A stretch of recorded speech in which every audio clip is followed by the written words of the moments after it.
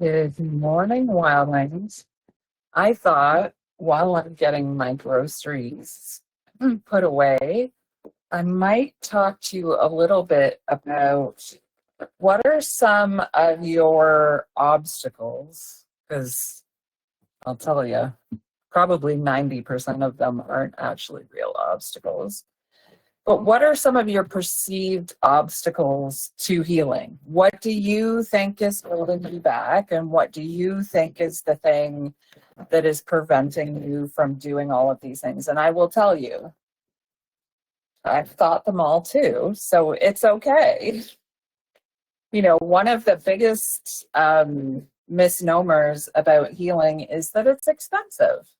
And I will tell you, since I've had to completely change my life and not spend money the way that I used to, I had to find healing tools. It's too early in the morning, but it's not really because it's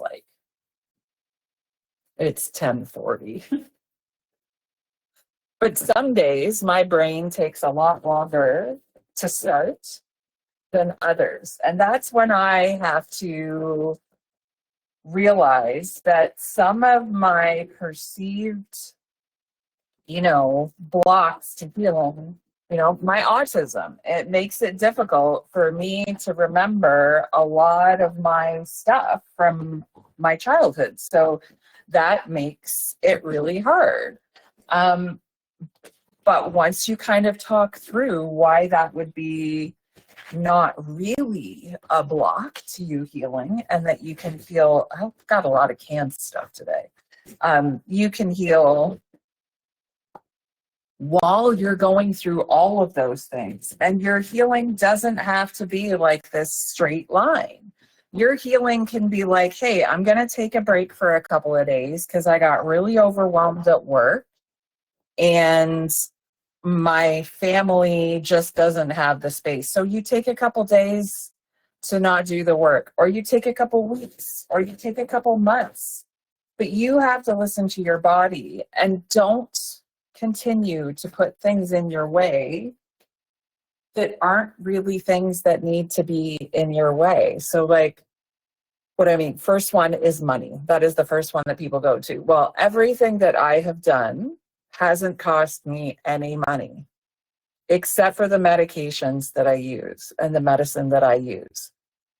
So then people say, well, I don't have the time. And yes, I have a ton of time because I decided to take, but most of the things that I do don't take a lot of time. Like this morning, I just came halfway up the driveway. There were still groceries in my car. So I actually had to make a little mental note of, Emma, do not get lost in the TISM world when you go into the woods because you have groceries in your car that you have to put away. So you have to remind yourself to not get lost so I don't destroy all my groceries. Been there, done that. But we learn every single time. So now I go, okay, well, it's good that the groceries in my car because then I won't allow myself to get completely lost in the moment. And I'm just going to take a couple of minutes to go down to the woods and see what's going on and see what's happening. Well, went down, got a couple little messages, came back up. It was probably not even 10 minutes. Something you could do on your lunch, something you could do while you're driving in the car. What trees am I seeing? What birds am I seeing? How does my breath feel? And, checking in with your body. Once you start to do your check-ins with your body, it just starts to become a natural process. And then at this point, I'm not sitting down and going, oh, check in with my body. Where's it at? My body is now communicates so well with me. I just kind of have to go, oh, yeah, there's something off. I can really feel because I do that scan in the morning so quickly and it's so as a part of my routine because it's something I worked into it that I'm now fully aware of my body 90% of the time. What was it that happened yesterday that I was like, oh, shoot, Emma, get back in your body. I can't remember. But this is the other thing, guilt.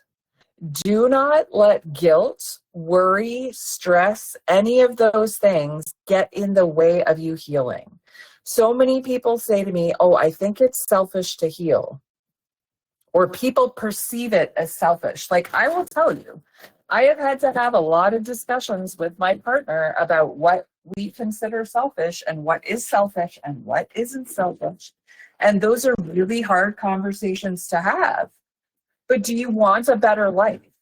Do you want a life that's like, do you want to see we get or grain sprouted? That's the word I couldn't remember. And my organic bananas, don't buy. I know price, it's a lot more, but you will spend more money on vitamins to help your body take the chemicals out of your body that you had with non-organic bananas than you do just on buying organic bananas, because they're not a huge difference. To be honest, learn where to save your money. It's all on like certain things, like bananas, like all of those pesticides go straight into that skin. And they're actually, most bananas are picked totally green, and then they are forced into the natural process of aging with chemicals.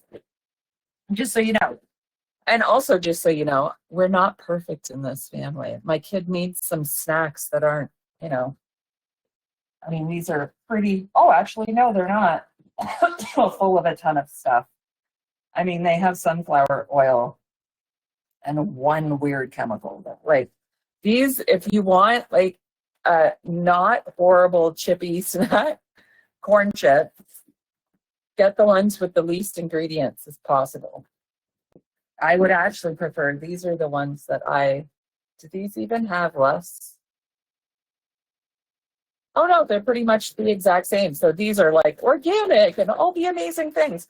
But these have the same ingredients that these do. Exactly the same. They're just, this is baked and this is deep fried. So that's the only difference.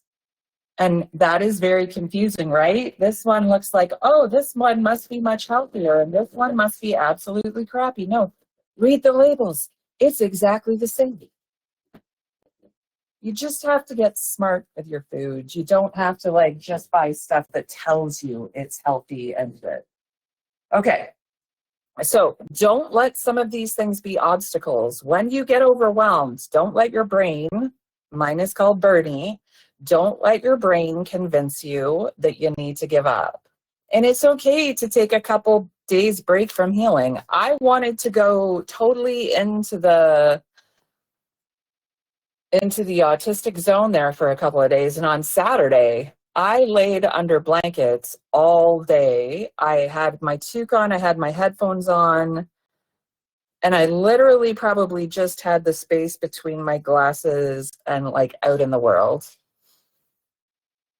And I couldn't, it was hard to exist on Saturday. And then Sunday was a little bit better, and today I'm way better, but I have to be really careful.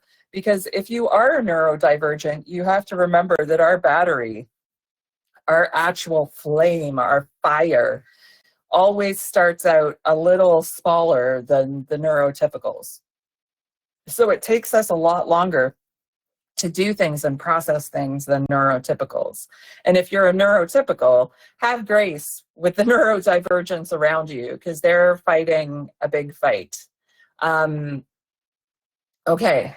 So some things for you to ponder today. I'm going to keep dropping journal prompts in the community, but it is up to you guys to actually do the work. I'm not going to show up every day and tell you to do the work. You have to do it. So you got to pick the stuff up. You got to watch the videos.